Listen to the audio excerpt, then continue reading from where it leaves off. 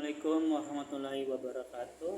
Yang saya hormati Ibu Nur Hayati selaku dosen pengampu seminar proposal.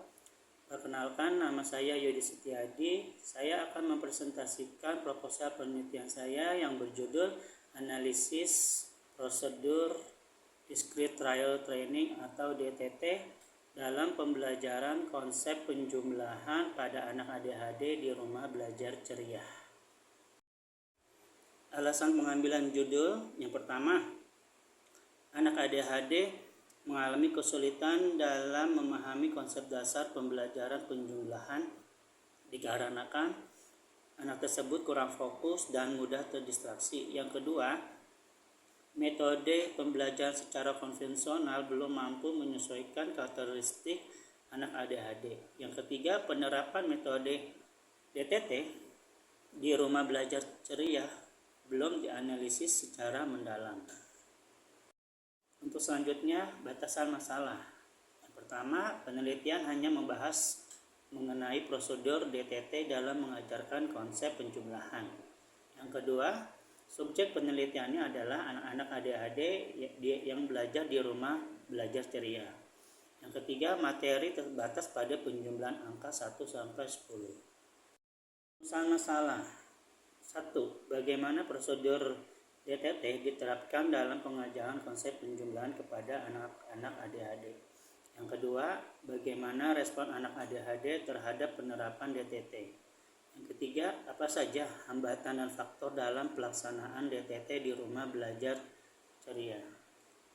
Sedangkan untuk tujuan penelitiannya adalah 1. Untuk mendeskripsikan prosedur penerapan DTT dalam pembelajaran penjumlahan pada anak ADHD. Yang kedua, untuk menganalisis respon anak ADHD terhadap penerapan DTT.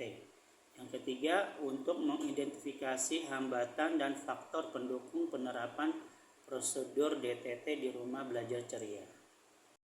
Untuk selanjutnya, tinjauan pustaka. Yang pertama, teori belajar behaviorisme. Menurut Skinner tahun 2020, teori ini menyatakan pembelajaran bagi anak ADHD harus konkret, dapat diamati dan diperkuat setelah perilaku benar muncul. Yang kedua, teori Applied Behavior Analysis atau ABA. Teori ini menyatakan penguatan perilaku dengan reinforcement menurut Milton Berger tahun 2022. Yang ketiga, teori DTT sendiri menurut Putri tahun 2020, menurut Salsabila tahun 2023, dan menurut Hidayat dan Fauzi tahun 2021. Teori ini menyatakan untuk meningkatkan kemampuan berhitung, fokus, dan kontrol diri anak ADHD melalui pembelajaran terstruktur dan berbasis data. Pustaka selanjutnya yang keempat adalah teori anak ADHD. Menurut Hidayat tahun 2022, teori ini menyatakan bahwa anak ADHD mengalami kesulitan dalam fokus, regulasi perilaku, dan daya ingat. Yang kelima, pembelajaran matematika bagi anak ADHD menurut Suryani dan Wibowo tahun 2021, menurut Wulandari tahun 2022, dan menurut Kurniawan tahun 2023. Teori ini menyatakan untuk menyesuaikan dengan karakteristik mereka, yaitu singkat, konkret, dan berulang. Penelitian relevan.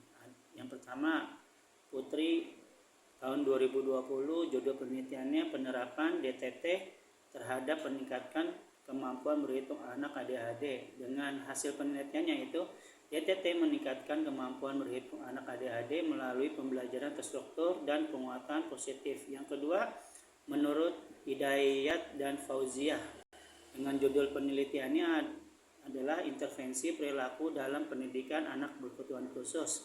Hasil penelitiannya, penguatan positif efektif meningkatkan fokus dan perilaku akademik anak berkebutuhan khusus. Yang ketiga, Wulandari tahun 2022 dengan judul penelitiannya efektivitas DTT terhadap penguasaan konsep penjumlahan anak ADHD di sekolah dasar. Hasilnya, penelitian DTT efektif meningkatkan pemahaman konsep penjumlahan dan perhatian anak ADHD. Mengenai penelitian relevan yang keempat, yaitu Salsabila tahun 2023, judul penelitiannya adalah penerapan DTT dalam terapi perilaku dan pendidikan inklusif. Hasil penelitiannya, DTT meningkatkan perilaku belajar anak ADHD dalam terapi perilaku. Yang kelima, Lestari tahun 2024, yaitu implementasi DTT dalam pembelajaran matematika dasar anak ADHD di lembaga non-formal. Hasil penelitiannya, DTT efektif diterapkan di lembaga terapi untuk pembelajaran matematika dasar. Cara berpikir, yang pertama yaitu kesulitan anak ADHD dalam pembelajaran penjumlahan. Anak ADHD sulit fokus, mudah terdistraksi, dan kesulitan memahami matematika dasar, terutama penjumlahan. Yang kedua, penerapan metode DTT. Metode berbasis teori behaviorisme dan ABA dengan langkah stimulus respon dan konsekuensi pembelajaran berulang dan penguatan positif. Yang ketiga adalah hasil yang diharapkan. Anak ADHD di rumah belajar ceria lebih fokus, memahami konsep penjumlahan serta bertahap dan menunjukkan peningkatan kemampuan dasar. Waktu dan tempat penelitian. Tempatnya di rumah belajar ceria di Perumahan University, Klaster Orchid H, Setu, Bekasi. Untuk jadwalnya dari bulan Maret tahun 2026 sampai Mei tahun 2026, di mana di bulan Maret itu melakukan persiapan dan perizinan, di bulan April melakukan observasi, wawancara, dan kumpulan data, dan di bulan Mei untuk menganalisis dan menyusun laporan.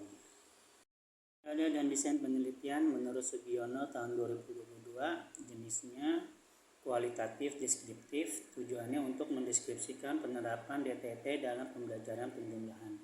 Sedangkan untuk desain penelitiannya ada 4 tahap, yaitu 1.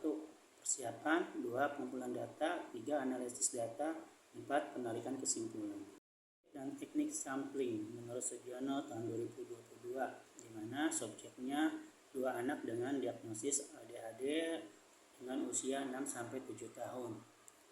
Informan pendukungnya yaitu 2 guru. Yang ketiga, teknik samplingnya purposive sampling, dipilih berdasarkan kriteria kesesuaian diagnostik dan pengalaman guru. Pengumpulan data menurut Sugiono tahun 2022, yang pertama observasi pelaksanaan DTT. Yang kedua, wawancara guru mengenai strategi dan respon anak. Yang ketiga, dokumentasi lembar kerja, foto kegiatan, catatan perkembangan anak. Demikian pemaparan proposal penelitian saya. Saya mengucapkan terima kasih atas perhatian dan masukan yang diberikan pada seminar proposal ini. Saya berharap saran dan masukannya dapat memperbaiki serta menyempurnakan penelitian yang akan saya lakukan.